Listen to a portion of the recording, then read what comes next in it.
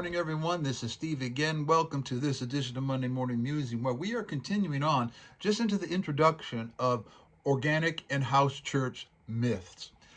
One of the things that happens to folks when they leave an organized institutional expression, first of all, that's a psychologically very traumatic thing. Having a church issue, leaving a church, it's up there in the five top human things that are traumatic.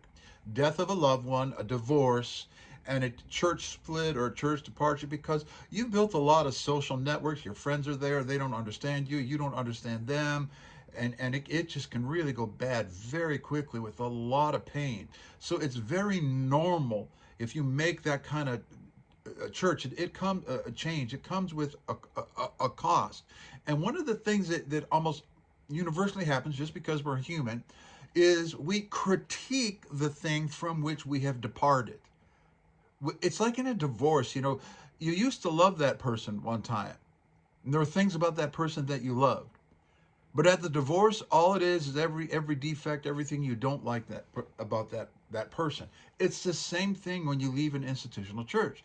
And so there's a lot of literature out there from some very high profile and quote unquote successful authors critiquing, that's wrong in institutional religion, that's wrong, that's not biblical, that's not biblical, that's not biblical. And in this series, I am going to bring out to you the things that are not biblical in the organic and house church movement. There are some things that are deeply held values and beliefs that are simply based on bad history, ignoring cultural facts, romanticism, idealism, and it sets people up for a different kind of pain. Ultimately, it's not about me being right, and it's not about institutional church being right, it's not about organic church being right, it's about human pain. So, as we go through this series, I want to critique the house church movement as an insider, not as somebody who's been divorced and is just trying to find defect.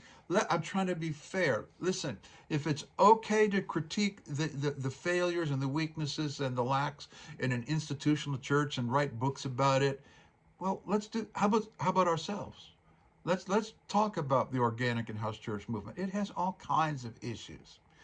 So the issues in the organic church, I'm not saying they are all done with malice or a desire to deceive. Sometimes it's just ignorance, and sometimes it's just like bad history and reaction to their past. There are some high profile people, well known organic church leaders and authors, to whom they have come out, to their credit, put in print, put in their literature, put on their webpage, that it doesn't work. The ideal church. We're going to structure this according to the pattern in the Bible, according to the book of Acts. We're going to have a New Testament church. We're going to do it the right way. And it really ranges. Everybody's going to be equal and nobody's going to lead. Everybody's going to have something to say. We're going to make room for everybody. We're going to let the Spirit lead. We're not going to be organized. We're going to have a community purse. We're going, whatever that thing is that folks think is going to bring this perfect expression. I personally know someone who's at the ground level of the organic and house church movement and making house church networks, and he came out to his credit and says, I'm not going to do this anymore, that it doesn't work. So when one of the biggest names says it doesn't work, we should probably stop and reconsider some things. And the pursuit of that organic house church, perfectly structured, allegedly built according to the clear teachings of scriptures, didn't produce the desired outcome, even with people with sincere motive, gifted people, talented people, good-hearted people, and it didn't work. All of the churches, and I'm thinking particularly of the one individual that I know, collapsed, failed, didn't last. Why didn't it work? Because you're still working with the same material. What is that material? Human beings with their strengths, their weaknesses, their faults, and their defects. Just changing the geography of the structure where that material gathers will not accomplish anything. Just changing the mechanics of a meeting will not change anything. You all know that the essence of Christianity is a transformed heart and a transformed mind. Now, the problem is in the West, is we think if we have better Bible information, that equals a transformed mind.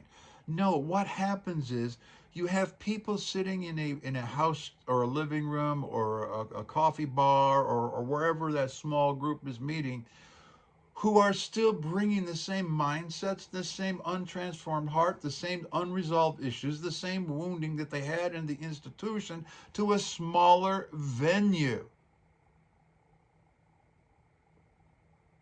At least that's my takeaway from 21 years.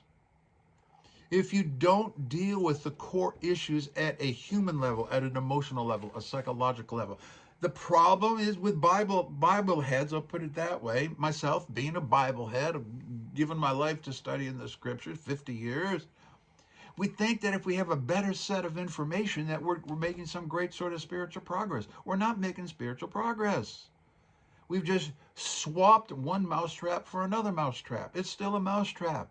Oh, one's blue, now one's pink. Oh, big deal.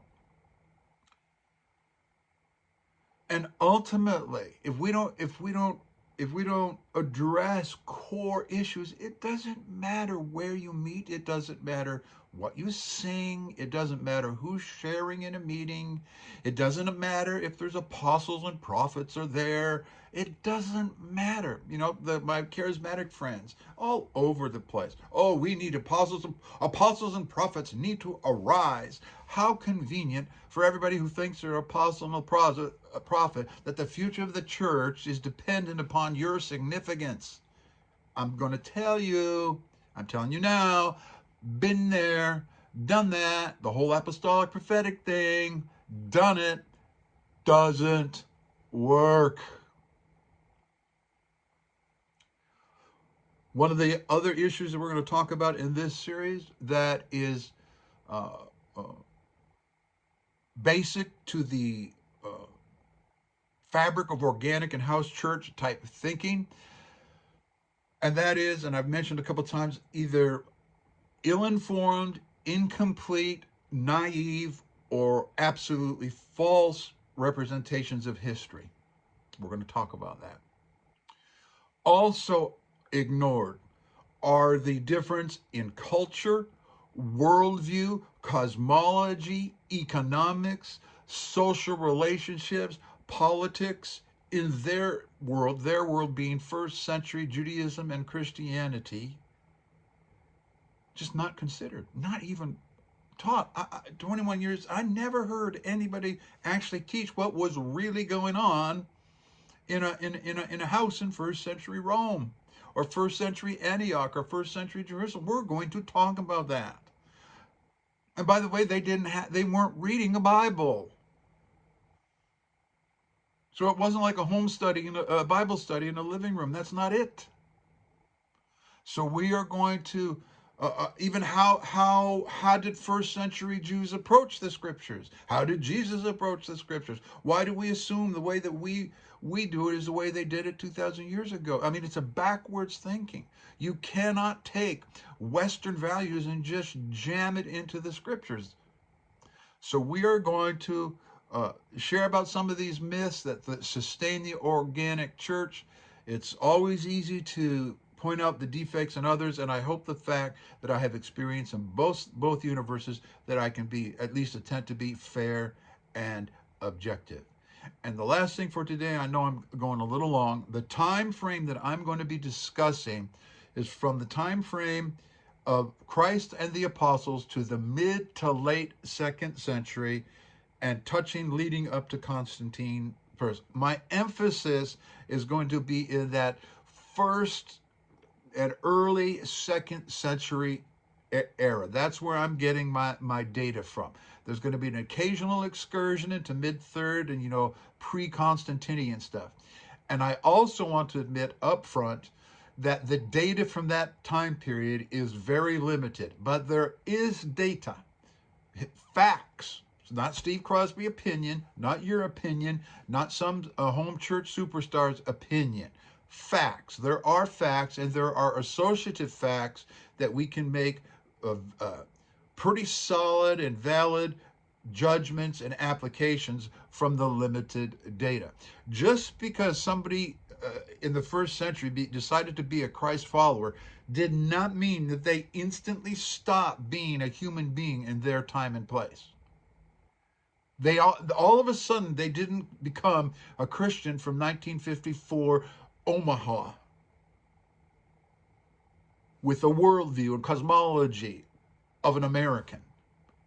They were either Hellenistic Jews or Romans, and they were very much people of their time and place. So when we say we want a New Testament church, and we go back to the scriptures or the book of Acts, and have these romantic ideas, we are fooling ourselves.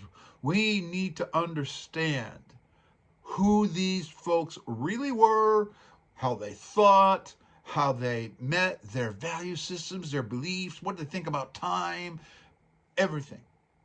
So, thanks for sticking with me. I know this is a long one, but I'm trying to fairly lay out where we're going to be going in the next few episodes. Thanks. I'll see you next time.